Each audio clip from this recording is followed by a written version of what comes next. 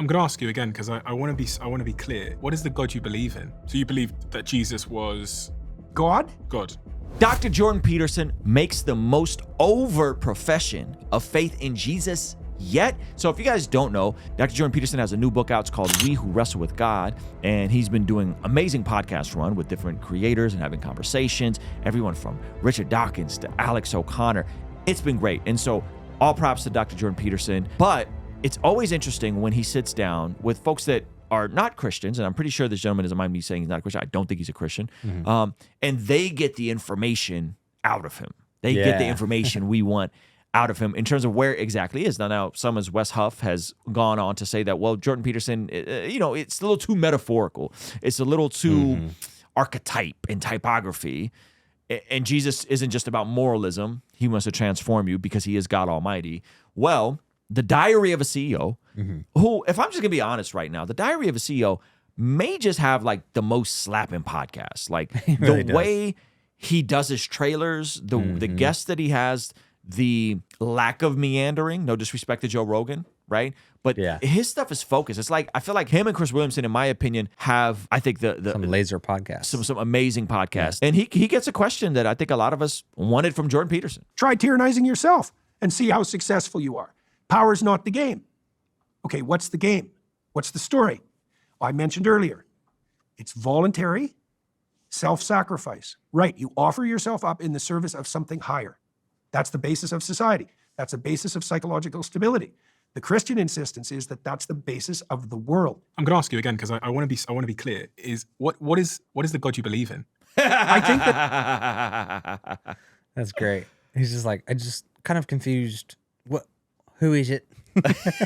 Hey, it's always the Brits. Yeah, it is. It's always the Brits. They pull it out of him. They get it out of him. Come on, man. I like it. I'm all here for it. Come on now. I think that the claim that Christ is the embodiment of the prophet and the laws, I think that's true. Okay. Yeah, So- that's complicated. It's very, very complicated. I mean, that's pretty. Oh, it gets better. It gets better. I mean, that was pretty. He wasn't like, I suppose it's true. He said, I think that's true. Yeah, it gets better. It's true. So you believe that Jesus was God? God? Yeah. I like how he says it. That's great. Let's go. Yeah. Yeah. I do. Ain't that good? You believe Jesus was God? Yeah. There you go. Mm-hmm. There you go. Now, some of you guys are gonna be like, but he still talks about typography and he's an intellectual. Yeah. And he still goes to church every week with his wife. Mm-hmm. He's a psychologist. Like, he's a lecturer. He's a professor. He's going to communicate this different Yeah. than the guy who went to community college for 2 years Yeah. or didn't go to any community college, but he became a pastor, and no disrespect to anybody, but so yes, it's to him, it's all puzzles and typography, and it's just going to be different. Like, he's just going to articulate this stuff different. Yeah. Totally. Let's let him flesh this out though a little bit. I think if you understand what that means, that it's indisputable. I'll give you a brief explanation of why. I'm excited to bring you guys our very first 3-day conference called the Bless God Summit, happening March 27th, 28th, 29th in Southern California. And at this conference, we'll have your very own Preston Perry. Me as an evangelist, I've made it up in my mind that I'm not going to leave people with an excuse not to serve Jesus. Dr. Sean McDowell. If there's one thing Christians should care about, it's truth. Our vision with this conference is to equip, empower, and inspire people to do the work of the ministry that God has for them in this time. And at this conference, we'll have your very own Alan Parr and his wife, Jim Parr. The number one reason, people want to get divorced because they want to find someone else who can make them happy. Now, what they don't realize, they're chasing the wind. John McCrae from What Do You Mean? What you may be shocked, or you may not be shocked to know, is that the majority of Christians in America, they don't know how to articulate the message of the gospel to non-believers. Lila Rose. Love and marriage go together, that sex and marriage go together, that sex can bring life into the world, and that's an amazing thing, that's not a bad thing. Trizzle Fitness. Most people fail at dieting because they're just trying to lose weight too fast. What are you in such a rush for? But where a lot of people get stuck is figuring out what it looks like to walk in that. And so these 3 pillars of our conference will be covering everything from apologetics to family in the home and the marketplace, and how you can lean into those 3 pillars to discover your calling on this side of eternity.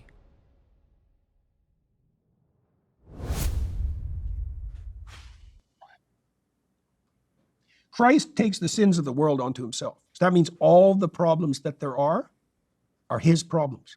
Right. Okay, so the idea there is that there's no difference between making that assumption and then actually beginning to address those problems.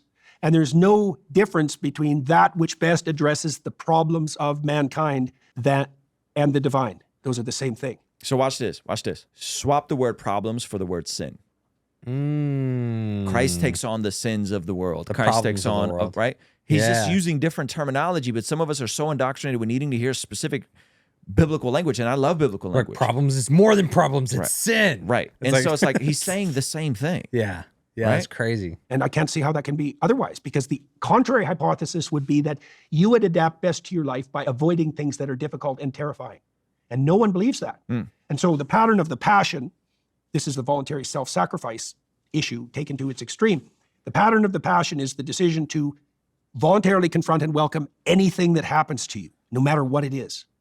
And that's a terrible thing to ask or endeavor to undertake. But, well, the alternative is to shrink away. Well, the spirit of shrinking away is the divine.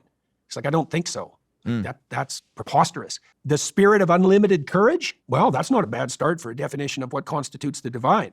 The highest possible value. I love it. I love this conversation. I think there's going to be a certain degree of people that are going to be consistently skeptical and he's a skeptic. Yeah. I see a lot of people that are like, I don't care what man says about God. I care what God says about man. I don't care about Jordan Peterson.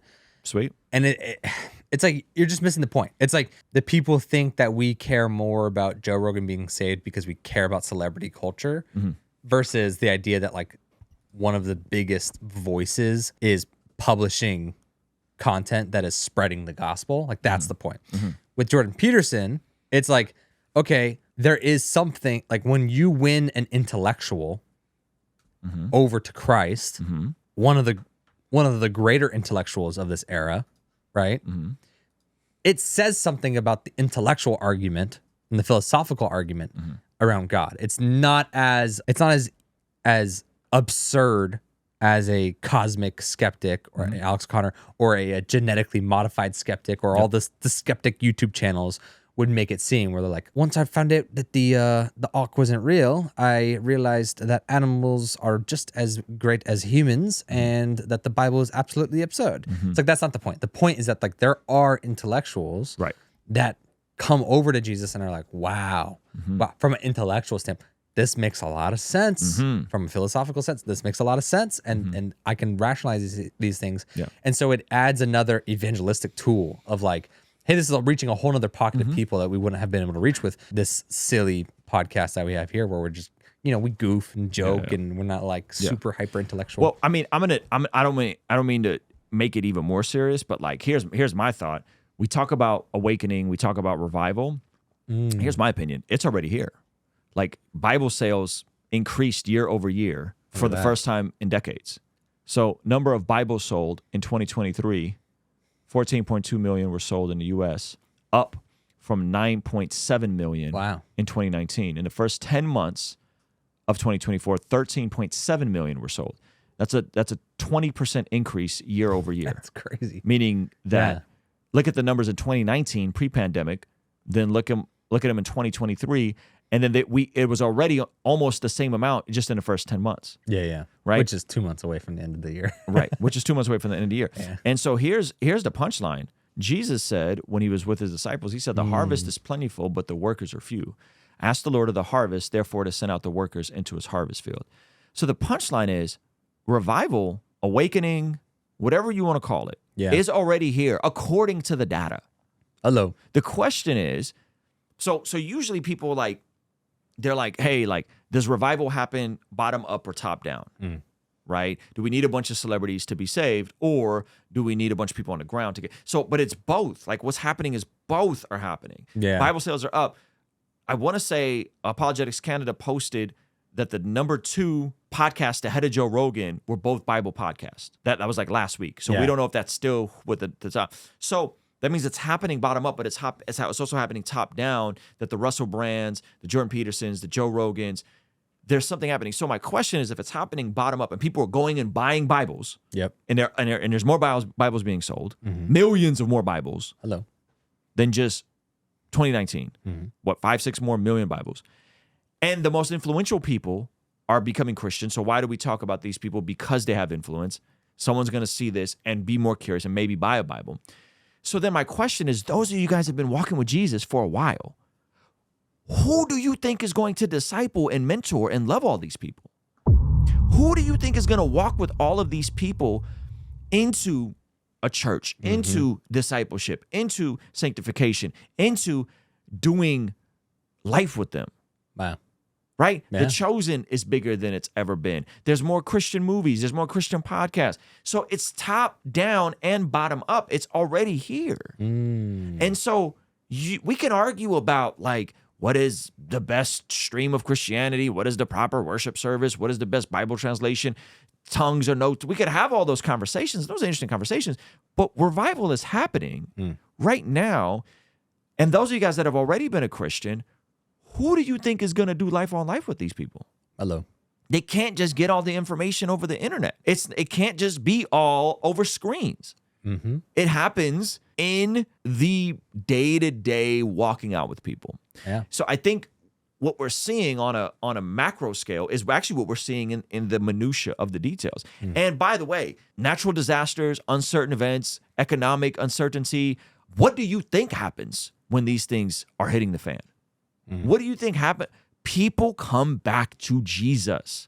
Yeah. And not even come back. There's a generation of nuns that had no Jesus. Hello. And they're hearing the gospel for the first time. And so this is an incredible time to be alive. So you can be critical of Jordan Peterson and whatever. Maybe he's overemphasizing sacrifice and over morality or whatever. Sacrifice over devotion to Jesus or not going to church or whatever, baptism. I don't know.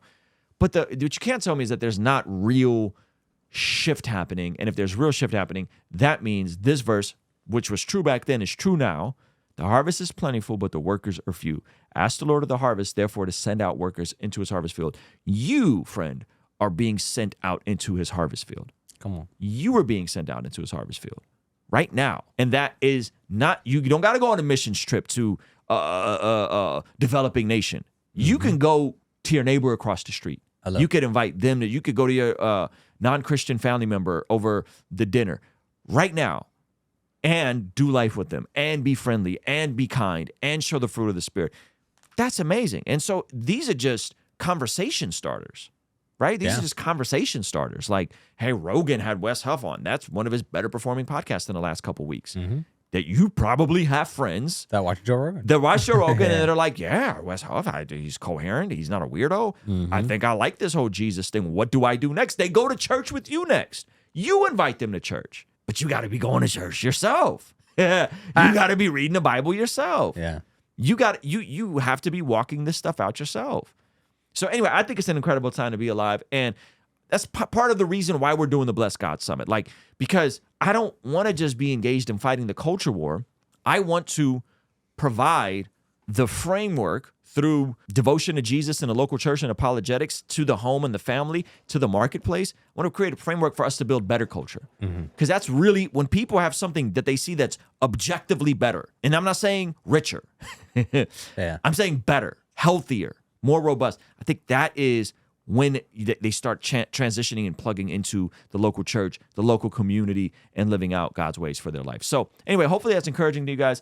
Join us for the Bless God Summit. Hey, thank you so much for checking out the video. Please be sure to comment below and subscribe and all that good stuff. And check out this other video that YouTube seems to be recommending just for you. Let me know if they nailed it. All right, I'll see you over there. Peace.